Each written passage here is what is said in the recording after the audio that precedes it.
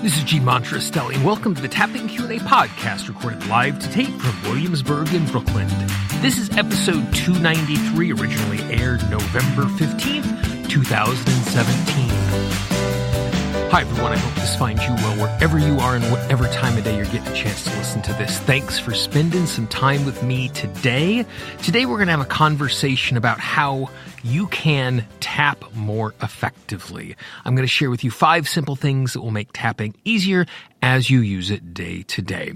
But before we do that, just a quick notice. If you have not done so already, we have a free 10-part guide on how you can use tapping to eliminate self-sabotage. All you need to do is go to tappingqa.com, click on the big blue button, and you will start receiving those free resources. Each part is separated out, so you get a new part every few days, so you're not overwhelmed. Each of the parts are really easy to use, and you can implement them right away. There's audios, there's videos, there's instruction, there's tapping script.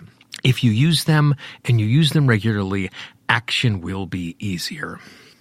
So in today's podcast, what I wanted to do is I wanted to share with you 5 of my favorite ideas that I regularly use myself and with my clients to get more out of tapping.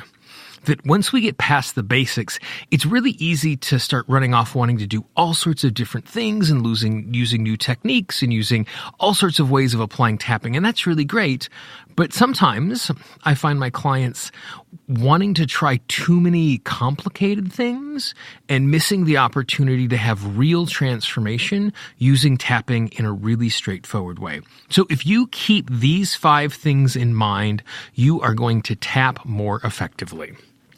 So the first thing isn't actually about tapping itself, but it's about how we approach tapping and what we define as success. At the beginning, when you were first introduced to tapping, you were probably skeptical, and you might have even side-eyed someone when they said, "Hey, I had this amazing result with tapping," when it didn't seem reasonable and it didn't seem logical. What's really funny is once people are introduced to tapping, how quickly their expectations change. They go from being skeptical to having things wanting to be transformed in an instance. And I have 2 stories to illustrate that. The first is an experience I had. It was within the first year of me knowing how to tap, and I was on vacation, and I was in Costa Rica, and I found myself in a coffee shop. And some other tourists came into the coffee shop, and the 4 of them sat down next to me, and we were just chatting and sharing our experiences and swapping places to go.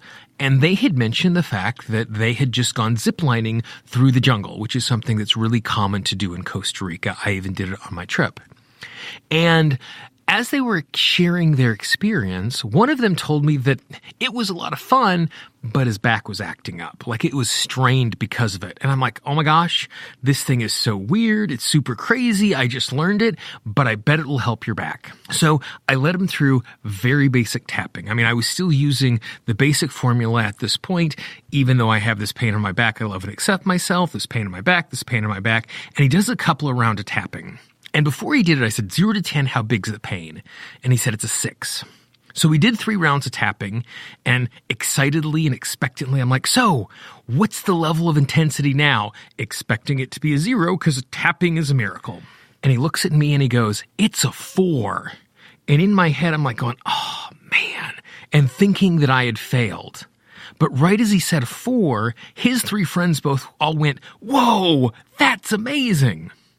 Because for someone who hasn't been exposed to tapping before, taking 90 seconds and tapping on something and having 30% of the pain go away, that really is amazing. And that's real, true relief. And so when we get our idea of success skewed, it can impact the way that we're doing this. The second story was I was working with a client, and when we began, she was only doing it because her husband made her do it. And she was not into it, and she was skeptical. And 15 minutes later, we were working on a deep emotional issue that had been with her for years. And after 1 round of tapping, she was really frustrated because we hadn't healed this lifelong trauma. In the span of 15 minutes, went from skeptic to disappointed it wasn't instantaneous. Now, I love telling stories about the success I've had with EFT. I love hearing the stories that other people tell, but oftentimes when we tell stories, we only tell the extremes. We only tell the amazing things. And sometimes that does us a disservice. And so the first idea to keep in mind to be more effective in tapping is to understand what success is. Success is not an all or nothing proposition. It's not I'm in pain and then I'm not. It's not I'm traumatized and then I'm not. Any progress that we make, any relief that we have is success. It might not be the success that you're ultimately hoping for, but recognizing the fact that sometimes these issues can take a lifetime to knit into us, it might take a few sessions for us to unknit it out. Or we could be in a circumstance that we're only able to reduce the pain, and that's the best that we're going to do.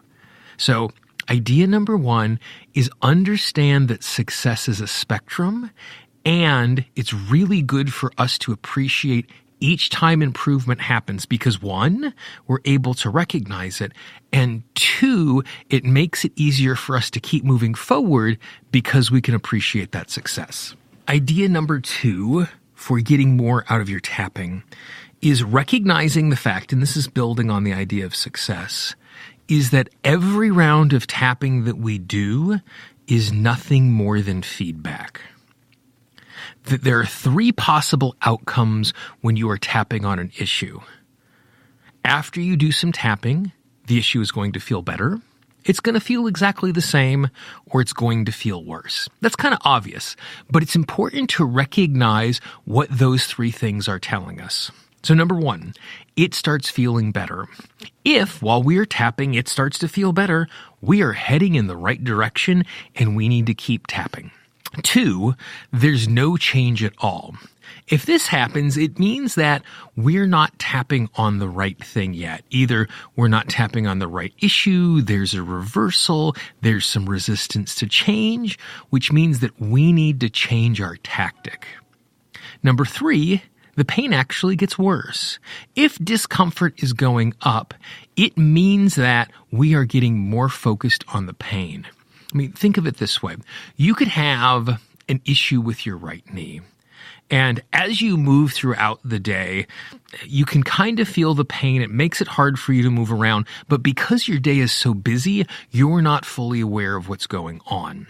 But at the end of the day, the instant you sit down, that knee starts to throb and ache. When you sat down, your knee didn't start to hurt more.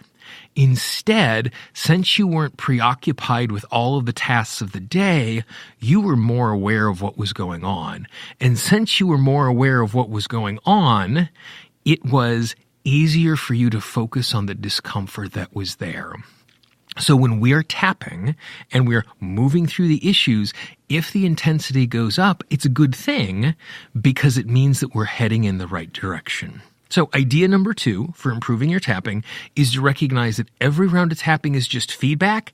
And if we respond to that feedback properly by continuing down the same path or looking for something else, it's going to make us move quicker through the issues. And we're going to have that level of success that we're desiring much quicker. The third thing that we can do to get more out of our tapping sessions is to go back to using the SUDS scale. And the reason why I say go back to using the SUDS scale is because I've noticed that it's kind of fallen out of fashion with practitioners.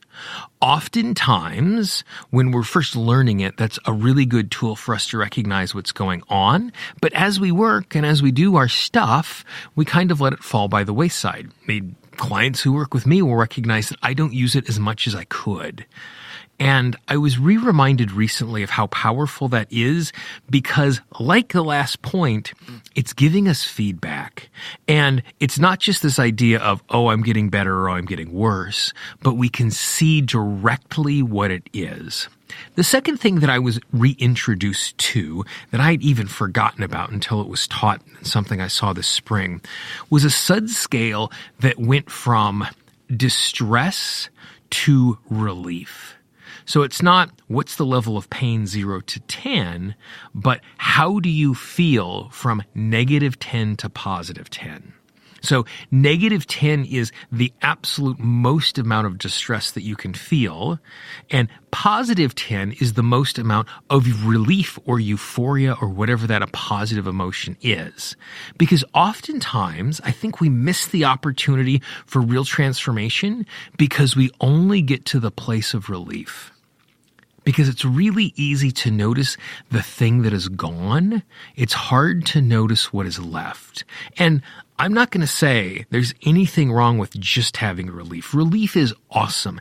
Anytime that we can reduce pain or an emotion that we don't want to experience anymore, then it becomes this really powerful tool. But if we just go to the point where it doesn't hurt anymore, that's fine, but there's another step that we could take it. So when you are crafting that out, -10 to 0 is the problem, and 0 to 10 is what you could have instead, which causes you to need to focus and name very clearly what you want instead. And oftentimes, we're only naming what we want to get rid of and not what we want instead. So by thinking in those terms, returning to use the SUD scale and do it in this expanded fashion, you're going to get more out of your tapping because you're going to go beyond relief to having more and better. Idea number 4, and how you can be better at tapping and get more out of a tapping session, is actually the exact opposite of what I just said. It's not using the SUD scale. But I don't mean this in terms of simply abandoning the SUD scale, but instead using a different metric to judge success. Now, if I am dealing with some sort of physical pain, using the SUD scale from -10 to +10 is the perfect way to go. But for some things, it's difficult for us to measure. Let's say that I want to make a phone call and ask someone to buy a product that I'm selling. Now, I can tell you from -10, which is super distressed, to +10, which is super excited, where I am about whether or not I want to make this phone call. And you and I can tap on all of the issues around me making an offer and me not feeling good enough and me being afraid of them saying no and all of the pieces that come from that. And when we're done tapping, I could be at a +7 or a +8 and just ready to go do that thing. But that is not the final arbiter about whether or not I have been successful. I'm only going to judge success in this case, not based on what I feel, but on the action that I'm taking. So, to make sure we're getting the most out of our tapping, what we need to do is, if we're tapping to take a new action, is to clearly name the action that we want to take, clearly name when we want to take that action by, and then measure whether or not we took that action and measure how we felt when we took that action. So we're getting the opportunity to get 2 types of feedback. One is the basic, am I doing it or not? The second is, how do I feel while doing it? Because our imaginations are really powerful in helping us to see what might be happening and where we want to go and what could go wrong and the emotions that come up with that. But it's not the same thing as being there, because there are aspects that we don't recognize that are going to distress us. And it's only once we do that thing are we going to be able to uncover those extra issues that are poking at us.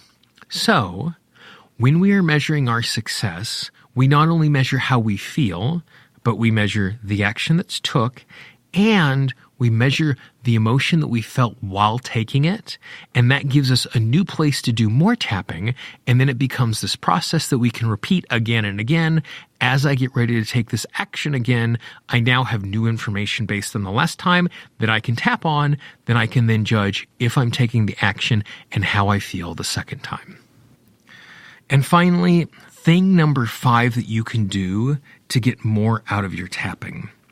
And this is an investigation technique, and this is a disposition that I've found super helpful in getting more success with my tapping.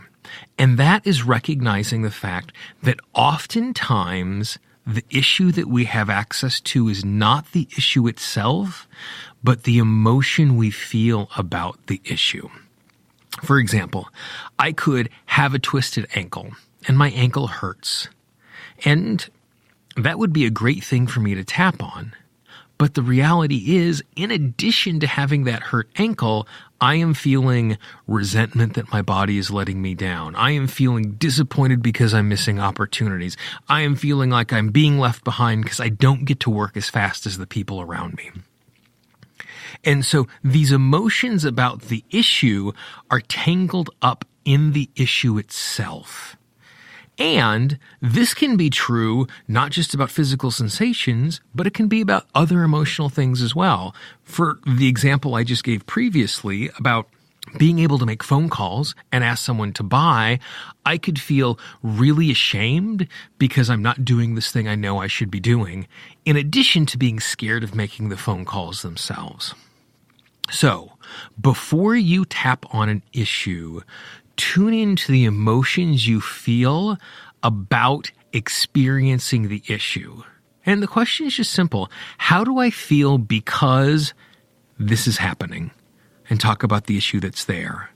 And start with those emotions, because when we clear those emotions, then we're going to have a much clearer understanding of the issue itself, because we're going to be seeing the issue without having to go through the veil of the emotional response, which is going to make our tapping so much easier because we're going to be going after the right issue. And in many cases, the emotion about the issue is a huge chunk of what we're experiencing. And oftentimes, simply tapping on the emotion we feel about the issue creates so much relief, we're allowed to move forward in a different way. So idea number 5 is pay attention to the emotion about the issue and tap on that before you tap on the issue. So none of those things are super complicated, but if you tune into them and you pay attention to them, it's going to make your tapping so much easier. So to review, 1, get a clear idea of what success is and understand that success is a process. 2, each time we do tapping, it is nothing more than feedback. Even if the tapping round doesn't go the way that we would like, we're getting feedback that is leading us to relief. 3, get a really clear idea of the SUD scale, and don't just work to eliminate the negative, work towards the positive by working on a scale from -10 to +10. 4, if we're tapping for an action that we want to take, the emotional response is not the only thing we're judging. We want to judge and evaluate the action, if we took it, and how we feel when we're doing it. And number 5, oftentimes we need to start with the emotion about the issue before we tap on the issue itself. If you incorporate these 5 ideas into your tapping, you are going to find that you're going to be moving through issues in a much faster fashion. So let me know. What do you think? Have you tried these things before? Give them a try. Give me feedback. Leave a comment on the website. Shoot me an email, Gene, Gene, at tappingqa.com. Or if you go to tappingqa.com, you can click on the contact button. Give me some feedback. I'd like to hear your experience with these ideas. The reason why I'm sharing these ideas is this is the groundwork. I have something really cool coming after the first of the year where I'm going to be sharing with you not just these ideas that make it easier, but I'm going to share with you exactly how I tap and give you a tool set so you can take my process and apply it to your tapping. If you're working with clients or you're working on your own, so that you have a framework to clear issues in a much faster fashion. So pay attention to the website. Keep your eye out to the newsletter for that. If you have any questions or comments, I'd love to hear from you. Again, Gene at tappingqa.com. Please go back into the archives. Over the course of the last 2 months, we've had some absolutely amazing interviews. If you didn't hear last week's interview on how we pass trauma on through our DNA and what we can do to respond to it, please go check that out. It's one of the best interviews I've done this year, and it was because of a recommendation from someone just like you. So let me know what you want to hear in the future. If you know someone who could use the 5 tips we talked about today, please pass this audio along. Don't spam their inbox and send it to everybody in the world. But if you know someone who could use this, be our ambassador. It would mean the world to me. For the Tapping Q&A podcast, this is Gene Montrestelli. I hope you have a great day, and I will talk to you real soon. Bye-bye.